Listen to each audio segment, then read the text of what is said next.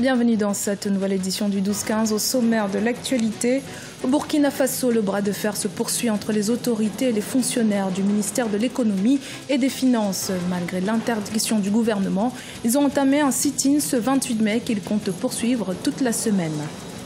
Grande opération anticorruption au Kenya, les forces de l'ordre ont procédé à l'arrestation de plusieurs hauts fonctionnaires ce 28 mai dans le cadre d'une enquête concernant le détournement de près de 100 millions de dollars d'argent public. Et puis le cheptel mauritanien est aujourd'hui fortement menacé par la faible pluviométrie. Le secrétaire général du regroupement national des associations pastorales en Mauritanie tire la sonnette d'alarme. Mais tout d'abord, en République démocratique du Congo, un nouveau candidat de l'opposition s'est déclaré à l'élection présidentielle. Il s'agit de Martin Fayulu, qui a été désigné mercredi 30 mai candidat de la dynamique de l'opposition. C'était à l'occasion du 3e congrès de cette plateforme, membre du Rassemblement de l'opposition. Après avoir mené une grève du 21 au 25 mai 2018, les fonctionnaires du ministère de l'économie et des finances du Burkina Faso sont de nouveau en sit-in depuis ce 28 mai. Un mouvement interdit par les autorités qu'ils comptent poursuivre toute cette semaine. Les syndicats revendiquent entre autres la levée des sanctions prises à leur encontre par le gouvernement burkinabé, sanctions qu'ils jugent abusives et autocratiques. Le point sur la situation avec Marcel Farba-Maron.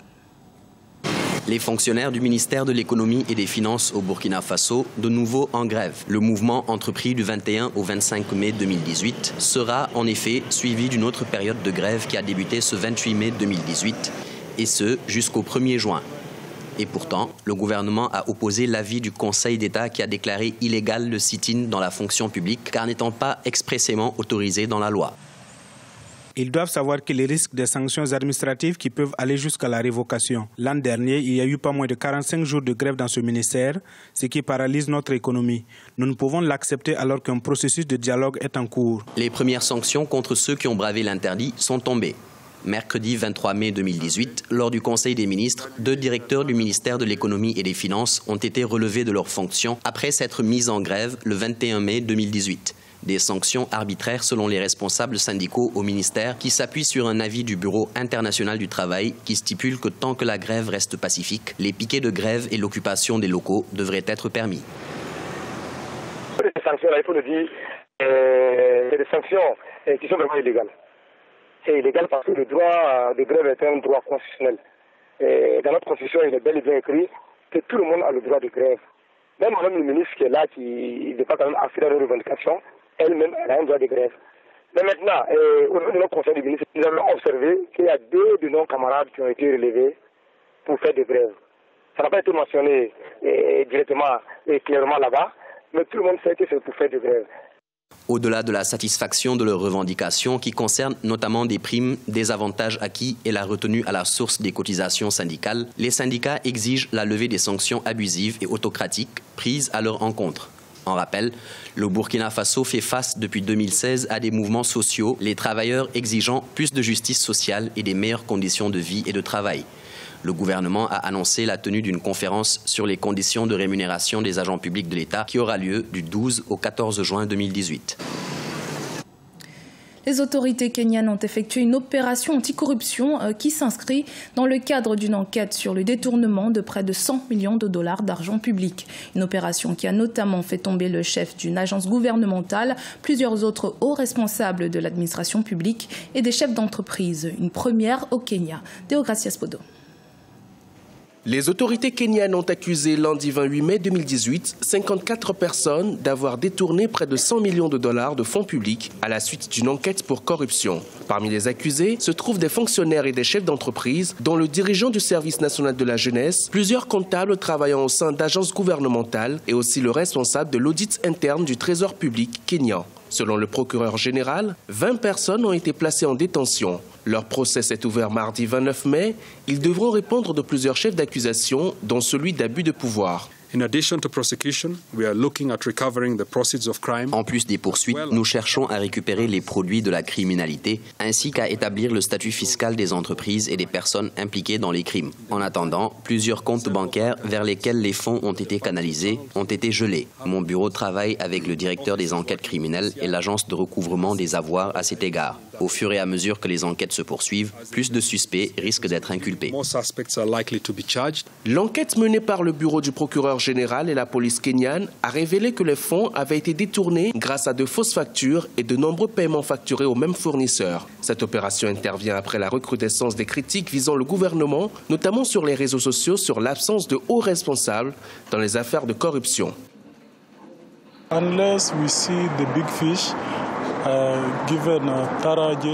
moins de voir les gros poissons avec des peines d'emprisonnement détaillées, par exemple 5 ans, 10 ans, alors nous verrons que le gouvernement fonctionne vraiment. Pour l'instant, ce n'est pas encore arrivé, mais nous avons vu de petits délinquants comme des gens qui volent du poulet ici et là. Ils sont condamnés à 15 ans de prison. Mais les gens qui disparaissent avec des milliards de shillings, conduisent des Range Rover et vivent dans des quartiers très chics, rien n'est fait.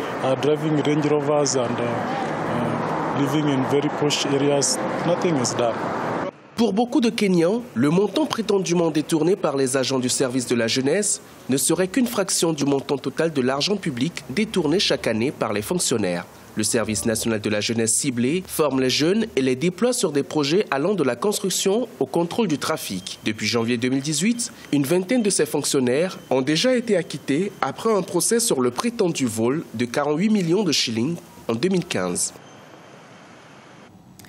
La faible pluviométrie menace dangereusement le cheptel et les activités pastorales et d'élevage en Mauritanie. L'aggravation de la sécheresse rend également cette situation encore plus difficile, menaçant un mode de vie et provoquant des conflits croissants. Les précisions de Mariam Adramé. Ils ont déplacé pendant des siècles leurs cheptels bovins et caprins à travers le Sahel à la recherche de pâturage. Une situation devenue difficile aujourd'hui avec l'aggravation de la sécheresse. Ici, à Haddad, dans la région de Gorgol, en Mauritanie, les éleveurs doivent également faire face à la faible pluviométrie. Avant, il y avait une année de sécheresse tous les 10 ans, mais maintenant, tous les 2 ans, il y a une année de sécheresse. Cette année en particulier est sans précédent pour nous les éleveurs. Cette année, l'herbe commence à peine à sortir. L'aggravation de la sécheresse provoque également des tensions entre agriculteurs et éleveurs, alors que la concurrence pour les ressources naturelles augmente dans cette région agropastorale où la culture de céréales est la principale source alimentaire pour près d'1 million de personnes. Il y a beaucoup de conflits entre éleveurs et agriculteurs parce que nous sommes dans une bande agricole. Les animaux doivent passer pour aller boire. Et en passant, ils vont traverser les cultures. En passant à côté des cultures, vous savez, les animaux, s'ils voient du ver, il faut qu'ils essaient de sauter les barrières pour en consommer. Face à cette situation qui prévaut, les autorités mauritaniennes ont mis sur pied un programme d'urgence. Ils prévoient de rendre disponibles 150 000 tonnes d'aliments de bétail, mais seules 26 000 tonnes ont été distribuées jusqu'à présent avec le forage de 14 puits artésiens. Au Bénin, plusieurs milliers de poissons ont été retrouvés morts dans le lac Toho. Les résultats des premières analyses effectuées par un laboratoire public ne révèlent pour l'heure aucune trace de contamination. Le lac a quant à lui été placé sous haute surveillance afin de garantir la sécurité des consommateurs. Reportage de correspondant Leftiounou, commentaire Marcel Farba-Maron. Au Bénin, la mort massive des poissons du lac Toho de la zone de Kpinou, située dans la commune d'Atchémé, continue d'alimenter les débats. Depuis le 17 mai 2018, les eaux du lac ont été envahies par une nuée de poissons morts et flottants. 2 jours plus tard, un élevage piscicole privé sera touché, entraînant la mort de 10 tonnes de tilapia. Cette mort mystérieuse a engendré une vague de réactions des différentes autorités et des consommateurs. Le ministre de l'Agriculture et de la Pêche a dépêché le 21 mai une équipe d'experts qui a effectué des prélèvements. Les résultats partiels des analyses effectuées par les experts du laboratoire central de contrôle de la sécurité sanitaire des aliments ont été présentés à travers un point de presse. Ni l'eau, ni les poissons, ni le sédiment ne contenaient les 4 grandes familles de pesticides. Il n'y en avait pas. Donc là, on peut dire qu'il n'y a pas eu contamination des eaux du lac par des pesticides comme on en voit régulièrement, comme on en trouve régulièrement. Lorsqu'il y a des cas d'intoxication au Bénin, souvent, c'est les pesticides qui sont souvent la cause. Les enquêtes ont révélé que les eaux du lac, les poissons et sédiments ne sont pas contaminés par les grandes familles de pesticides utilisés au Bénin. Le lac Toho ne contient aucun apport extérieur, ni de pesticides, ni de médicaments vétérinaires. Les autorités appellent les riverains à la vigilance. Toutes les populations riveraines doivent être des garants de la propreté, de la qualité de l'eau de nos plans d'eau. Dès qu'il y a un problème, que ce phénomène, le changement par exemple de couleur des eaux soit signalé aux autorités compétentes afin que les mesures adéquates soient prises. Pour garantir la sécurité des consommateurs de poissons, les experts en charge du dossier entendent poursuivre les examens afin d'approfondir leurs investigations sur d'autres types de toxiques. Les autorités avaient placé le lac sous surveillance dès le début de cette affaire qui assure que les dispositions sécuritaires sont maintenues. C'était le journal de la rédaction. Merci de votre fidélité. Dans un instant, une nouvelle édition de l'actualité sur Africa 24.